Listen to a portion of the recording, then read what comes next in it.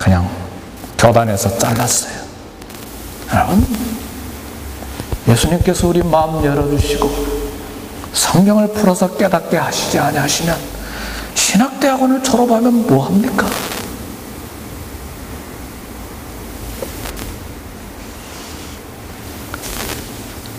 제 친구라 제가 이름은 이야기하지 않겠습니다. 가라사대 미련하고 선지자들의 말한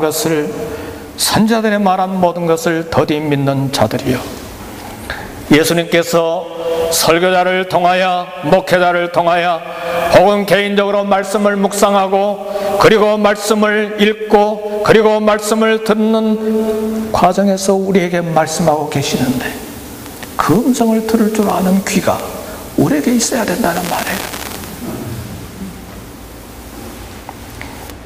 이 믿음이 있을 때 우리는 주님의 음성을 들을 수가 있습니다. 사랑하는 성도 여러분, 우리 주님이 성경 말씀을 우리가 듣고 읽고 묵상하는 중에 내게 친히 말씀하시고 계심을 믿어야 합니다. 아멘.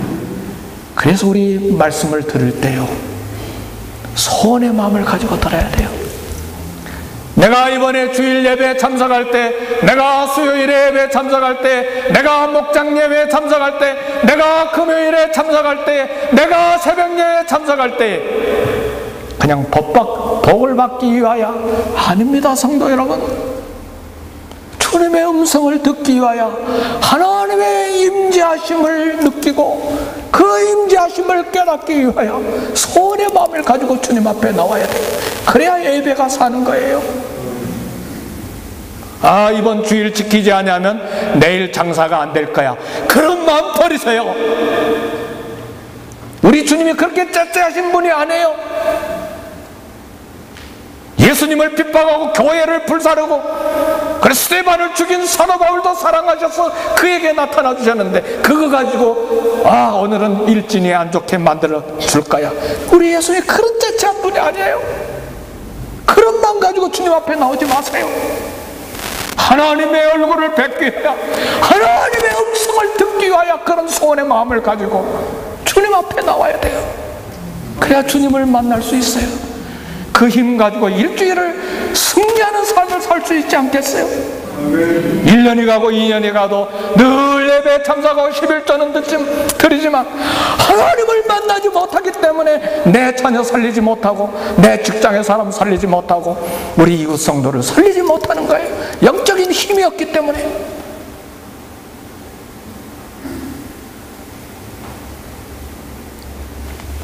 예수님께서 마음문을 열어 말씀을 깨닫게 해 주셨습니다. 44절 45절 말씀 보니까 이에 저희의 마음을 열어 성경을 깨닫게 하시고, 마음이 열릴 때 깨달을 수가 있습니다. 마음을 열고 말씀을 깨닫게 하시는 사역은 우리 주님의 영이신 성령님의 사역입니다. 말씀에 대해서 눈이 가려워 있다가 어느 날 갑자기 말씀이 내 심장에 부딪혀오는 경우가 있어.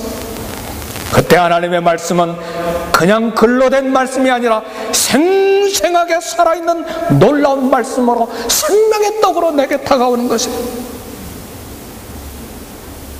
사도행전 16장의 말씀을 보면 바울이 성경을 가르쳐줄 때, 설교할 때 루디아의 마음을 주께서 열어주셨습니다.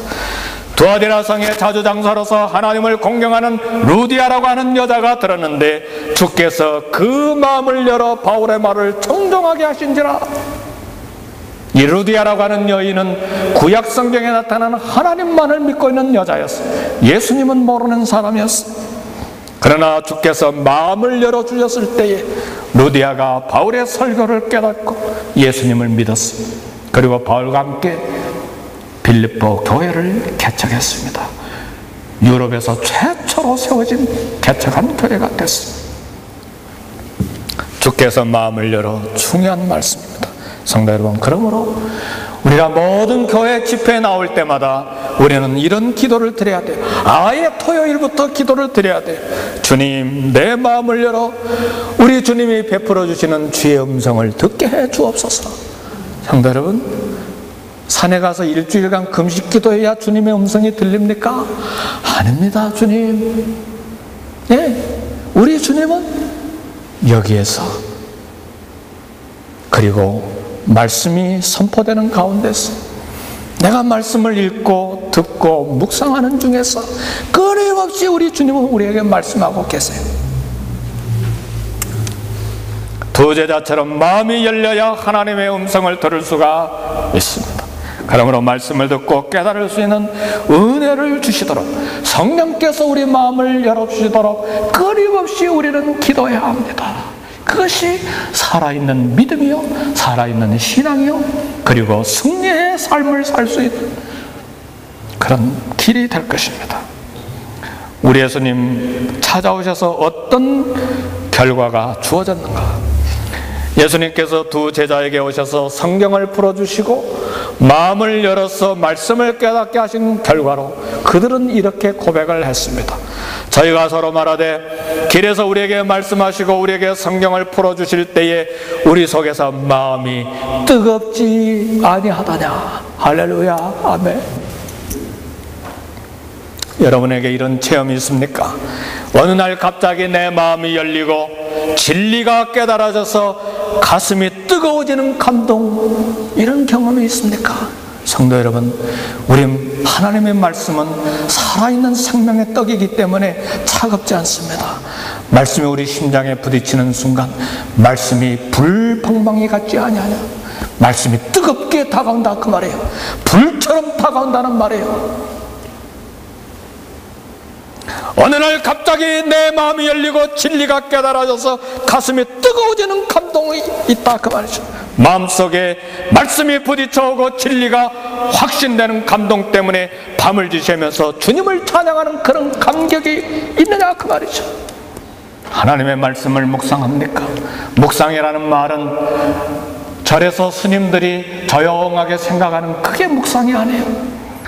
히브리어의 하가라고 하는 말은 으르렁거리다는 뜻이 들어있어요. 사자가 표호하다는 뜻이 들어있어요. 하나님의 말씀이 내 심장에 부딪혀올 때 회개가 되기 때문에 눈물 콧물 쏟아지는 이 통절한 마음이 생기고, 절망과 낙심 가운데 있는 성도가 하나님의 음성을 듣고 내 가슴에 불과 같이 다시 소망이 일어난다, 그 말이죠. 으르렁거리는 뜻이 들어있다. 표호하는 말씀을, 내 가슴을 뜨겁게 만드는 능력이 하나님의 말씀에 있습니다. 그 결과 어떤 일이 생겼습니까? 31절 보니까 저희 눈이 밝아져 그인 줄 알아보더니, 할렐루야, 성도 여러분, 말씀을 깨닫게 되니까 예수님이, 하나님의 임재가 깨닫게 되는 거예요. 말씀의 눈이 열릴 때, 내 심장에 말씀이 다가올 때 하나님의 임재가 나와 함께 있는 것을 깨닫게 된다, 그 말이에요. 이 하나님의 임재하심을 체험하고 하나님의 임재하심이 늘 내 앞에서 평생도록 있도록 우리는 소원해야 돼요. 그렇게 살아가야 돼요. 그래야 세상을 승리할 수가 있습니다. 그제야 동행했던, 함께했던 그분이 주님인 것을 발견하게 된 것입니다. 그제야 임재에 계신 주님을 깨닫게 된 것입니다. 우리 모든 성도님들은 주님을 만나는 놀라운 감격이 평생에 계속되기를 주님의 이름으로 축복합니다. 늘 이처럼 주님의 임재가 느껴지는 건 아닙니다. 그래서 우리 믿음의 선배들은 늘 주님의 임재를 느끼려고 너무 거기에 그냥 마음을 빼앗기지 마라, 그런 이야기해요. 신비주의에 들어갈 수가 있기 때문에. 그러나 느낌이 있든 없든지 간에 제자들이 느낌이 없고 믿어지지 않았지만 실제로 주님이 걸어가고 계셨잖아요. 아멘, 할렐루야. 그러니까 내가 하나님의 임재가 느껴지든 안 느껴지든 실제로 우리 주님이 함께 걸어가고 계신 것을 내가 확신해야 돼요. 그런 믿음으로 우리가 주님이 재림하실 때까지 살아야 된다, 그 말이죠. 말씀을 마칩니다. 우리도 엠마오로 내려가던 제자들처럼 부활하신 주님을 만날 수가 있어요.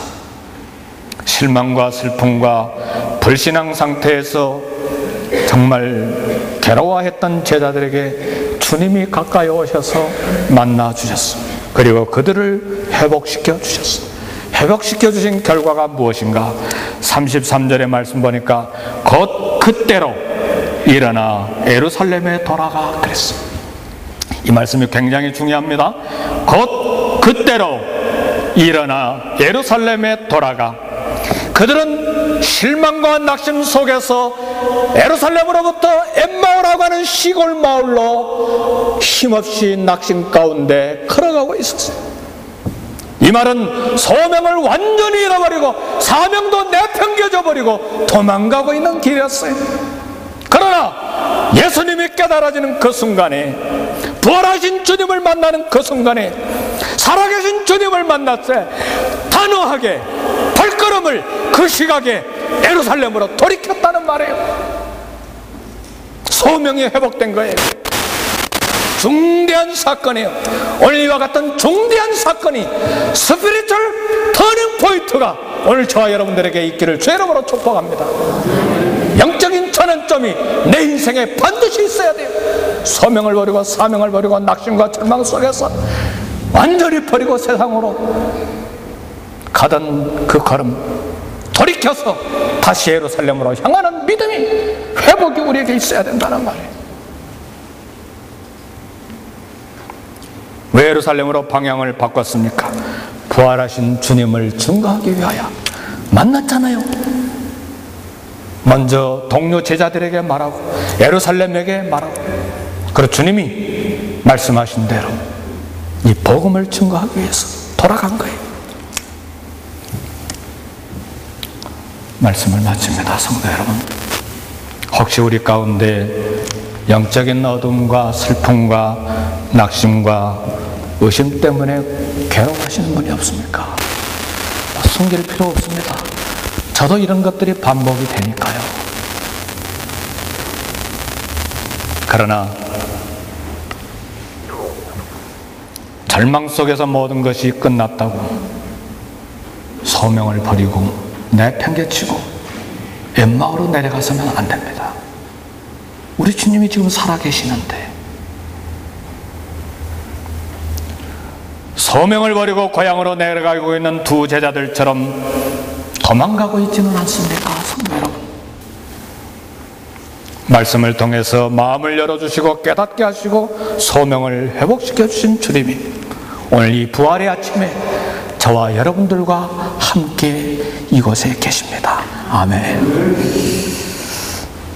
내 마음을 뜨겁게 해주시고 나의 기쁨을 회복시켜 주시고 성도의 교제를 회복시켜 주시고 나의 사명을 회복시켜 주시기 위하여 이 부활의 아침에 이곳에 함께 계심을 믿고 담대하시기를 주님의 이름으로 축복합니다.